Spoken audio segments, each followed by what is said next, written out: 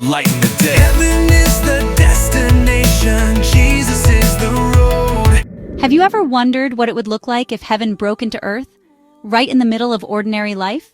That's exactly what happens in Matthew chapter 9. This chapter is packed with moments where Jesus shows unstoppable authority, deep personal compassion.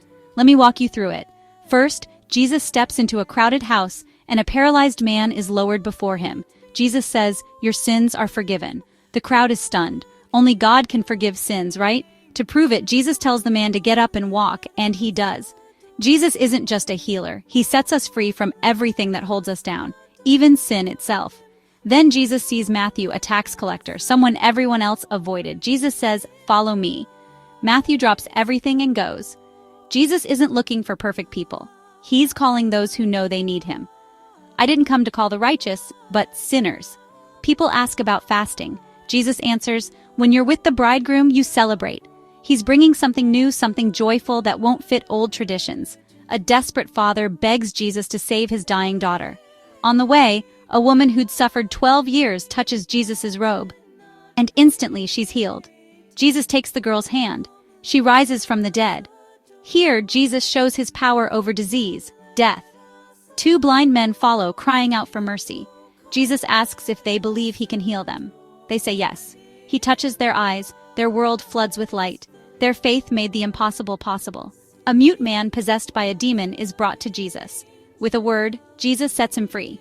Not everyone is amazed, the Pharisees accuse him. Jesus' actions speak louder. He sees the crowds, lost, hurting, searching. His heart breaks.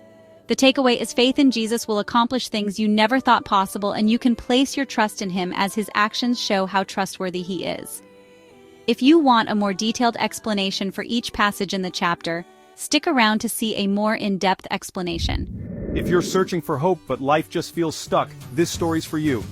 Jesus doesn't just heal bodies, he heals hearts too. Let's dive in. Jesus is back in his hometown, and a paralyzed man's friends carry him straight to Jesus. Everyone's expecting a quick healing.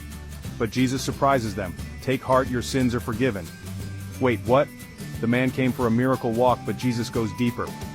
The real problem isn't just broken legs, it's a broken soul.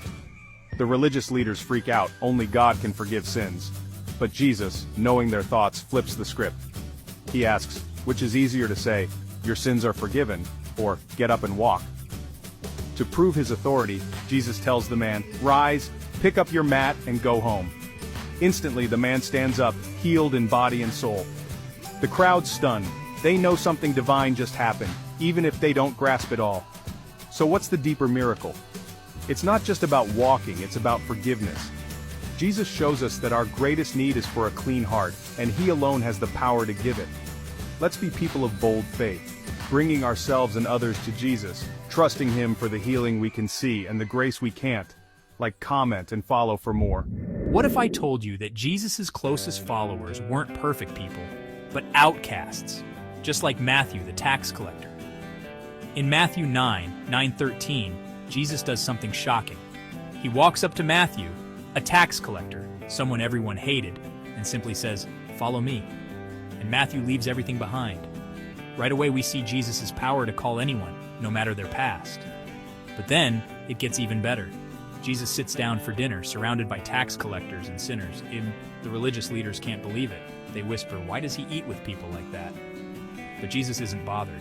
He tells them, healthy people don't need a doctor, sick people do. He came not to judge, but to heal those who know they need help. And then, Jesus drops the real lesson. I desire mercy, not sacrifice. In other words, God cares more about compassion than empty rituals. So what's the takeaway? No one is too far gone for Jesus. He calls the unlikely, loves the rejected, and transforms lives. Are you ready to follow like Matthew? Or are you busy judging like the Pharisees? Remember, true faith shows mercy, not just rules. Jesus is still calling. Will you answer? Let me know in the comments. Like, share, and follow for more. If your faith feels like an endless checklist, you might be missing what Jesus really brought. Matthew 9:14-17 is about way more than fasting. It's about a whole new way to live. Ready for some good news? In Matthew 9, some folks asked Jesus, why aren't your disciples fasting like we do? Back then, fasting was all about mourning or showing how religious you were. But Jesus flips the script. He says, How can you mourn when the bridegroom is here? Translation: with Jesus present, it's a time for joy, not sadness or heavy rituals, but he goes deeper, using two mini parables. First, he says you can't patch old clothes with new fabric or you'll rip the garment. Then he talks about new wine bursting old wineskins because new wine needs something flexible and fresh. Here's the big idea: Jesus isn't just offering an upgrade to old religion. He's bringing a brand new covenant, a life powered by grace, not just more rules. So, are you still trying to mix old habits with the freedom Jesus gives? His life isn't meant to be squeezed into outdated traditions. Let's be those new wineskins, open, renewed, and ready for the joy Jesus brings. If you enjoyed this video, like, comment, share, and follow for more. Why are more people not talking about these back-to-back miracles in Matthew 9? Are you afraid your faith isn't enough to get Jesus' attention? You're about to see how even a whisper of faith can move him to act. Picture this: a respected leader falls to his knees before Jesus, desperate for his daughter who's just died. He doesn't ask for comfort, he asks for resurrection. And Jesus? He goes with him, not hesitating for a second. But on the way, a woman who suffered for 12 years quietly slips through the crowd. She believes just a touch of Jesus' robe will heal her. Jesus stops, calls her daughter, and says her faith, not her touch, made her well. In one moment, her pain and shame are gone. When Jesus reaches the house, mourners are already weeping. He tells them the girl's just sleeping. They laugh. But Jesus takes her by the hand, and she rises. Death itself has to let go. Here's what we learn: faith is what moves Jesus, not your status. He's never too busy for your quiet prayers. And where everyone else sees death and brokenness, Jesus brings life and dignity. So, what about you? Will you bring your bold hopes and hidden hurts to him today? Remember, he loves you, and no prayer is too small for his time and attention, or too big for him to fulfill. Have faith, and you will see the miracle. If you enjoyed, please like, share, comment, and follow for more. Why are more people not talking about these back-to-back miracles in Matthew 9? Are you afraid your faith isn't enough to get Jesus' attention? You're about to see how even a whisper of faith can move him to act. Picture this: a respected leader falls to his knees before Jesus, desperate for his daughter who's just died. He doesn't ask for comfort, he asks for resurrection. And Jesus? He goes with him, not hesitating for a second. But on the way, a woman who suffered for 12 years quietly slips through the crowd. She believes just a touch of Jesus' robe will heal her. Jesus stops, calls her daughter, and says her faith, not her touch, made her well. In one moment, her pain and shame are gone. When Jesus reaches the house, mourners are already weeping. He tells them the girl's just sleeping. They laugh. But Jesus takes her by the hand, and she rises. Death itself has to let go. Here's what we learn: faith is what moves Jesus, not your status. He's never too busy for your quiet prayers. And where everyone else sees death and brokenness, Jesus brings life and dignity. So, what about you? Will you bring your bold hopes and hidden hurts to him today? Remember, he loves you, and no prayer is too small for his time and attention, or too big for him to fulfill. Have faith, and you will see the miracle. If you enjoyed, please like, share, comment, and follow for more. Why do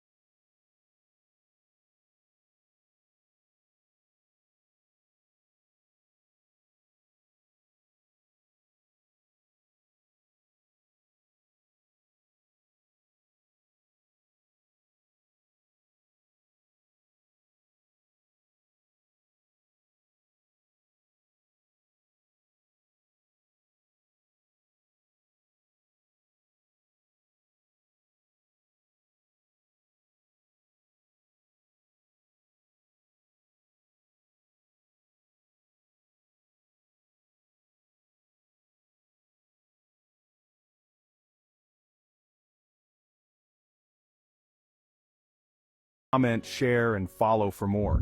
I bet you didn't know that Jesus' greatest heartbreak wasn't just sickness or pain, but people lost without hope. This short passage in Matthew reveals the beating heart behind his ministry. In Matthew 9:35, we see Jesus on the move, teaching in every town, sharing good news, and healing every hurt. No favorites, no skipping anyone. He's for the small villages and the big cities, the rich and the poor.